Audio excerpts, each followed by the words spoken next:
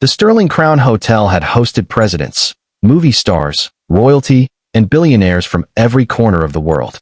Inside its grand lobby, polished marble floors reflected the glow of crystal chandeliers, while a string quartet performed softly near the sweeping staircase. Every employee knew the standards. Every guest expected perfection. That was why the silence felt so strange. It began with a little boy. He couldn't have been older than 8. His sneakers were worn thin, and his oversized hoodie hung loosely over his small frame. He stood beside his mother, gripping her hand tightly as dozens of well-dressed guests stared at them. The woman looked exhausted. A faded denim jacket covered an old floral dress, and strands of chestnut hair had escaped from the ponytail she had hurriedly tied that morning. She looked like someone who hadn't slept well in months. "I was only hoping to speak with someone," she said quietly. "I heard the hotel might be hiring cleaners." The receptionist looked helpless before glancing toward the man walking across the lobby. Alexander Sterling, owner of the Sterling Crown Hotel Group. At 45, Alexander had become one of the country's youngest self-made billionaires. Newspapers called him brilliant. Investors called him fearless. His employees called him demanding.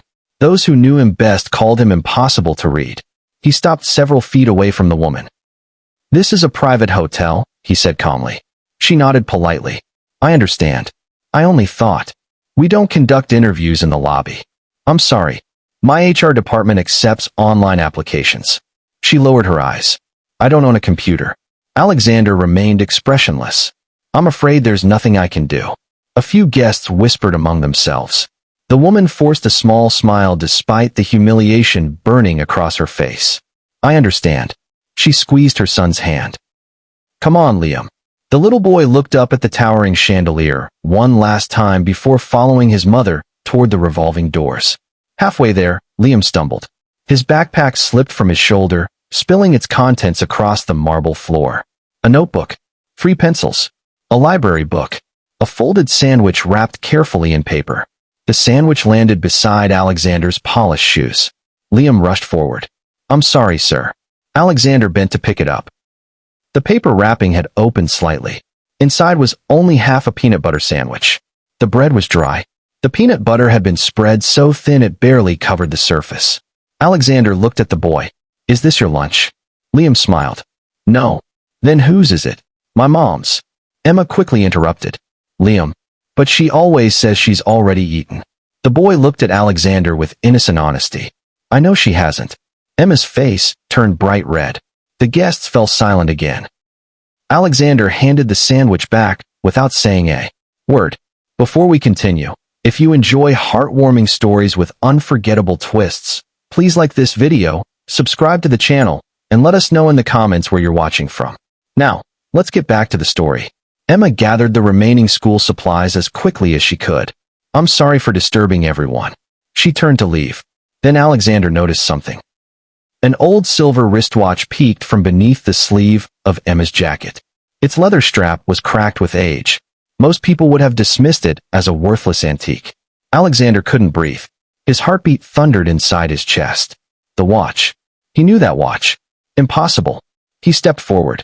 "Wait." Emma stopped. Alexander pointed toward her wrist. "May I see your watch?"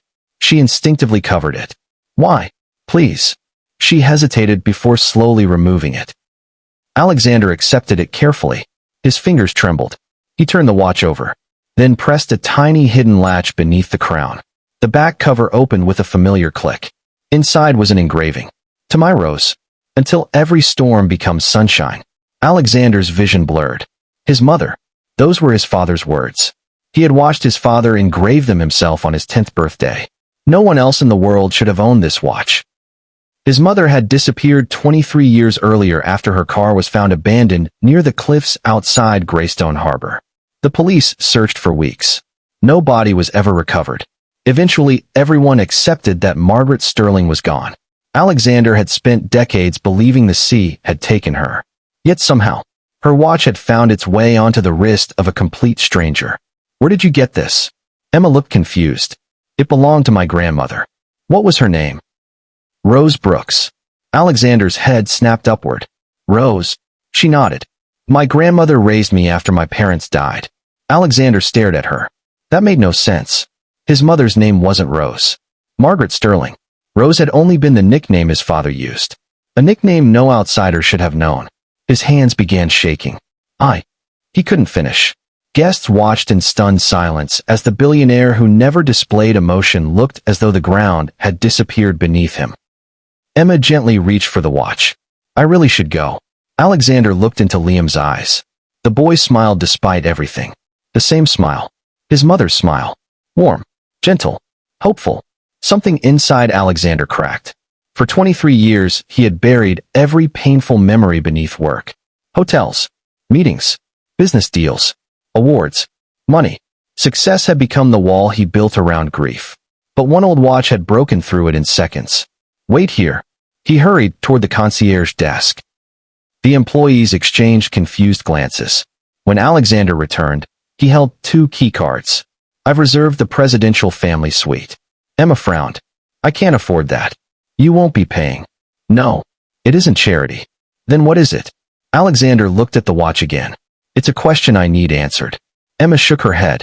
I don't accept expensive gifts from strangers. Then accept it for Liam.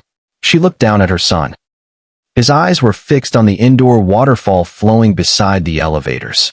He had probably never seen anything like it. Alexander knelt until he was eye level with the boy. When was the last time you slept in a real hotel? Liam answered honestly.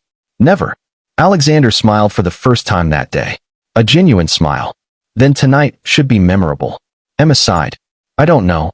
Liam tugged gently on her sleeve. Mom, it has a swimming pool. She closed her eyes for a moment. Life had taught her to distrust sudden kindness. Kindness usually came with conditions. But something about Alexander's face had changed. The cold businessman who had embarrassed her only minutes earlier had vanished. Standing before her now was a man carrying a sadness she recognized immediately. It was the look of someone who had lost family. Finally, she nodded. One night. Alexander smiled softly. One night. Later that evening, Emma stood near the suite's enormous window overlooking the city skyline. Liam was asleep on the king-sized bed after eating the biggest dinner of his life. He had laughed while tasting chocolate cake. He had splashed happily in the pool. He had thanked every employee he met. Watching him smile had reminded Emma that children needed joy just as much as food. A gentle knock interrupted her thoughts. She opened the door. Alexander stood outside, holding a small leather-bound photo album. May I come in? She stepped aside. He sat carefully at the dining table. For several moments, neither spoke. Finally, he opened the album. Inside were photographs over 30 years old. Family vacations. Birthday parties. Christmas mornings. Then he stopped at one picture. A beautiful young woman stood laughing in a garden while wearing the exact same silver watch. Emma leaned closer. Her breath caught. The woman looked remarkably like the portrait of her grandmother that had hung above the fireplace throughout her childhood. Same eyes. Same smile. Same dimple on the left cheek.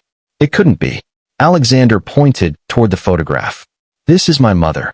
Emma whispered. My grandmother looked exactly like her. Neither noticed Liam had quietly awakened. The little boy climbed down from the bed and walked over.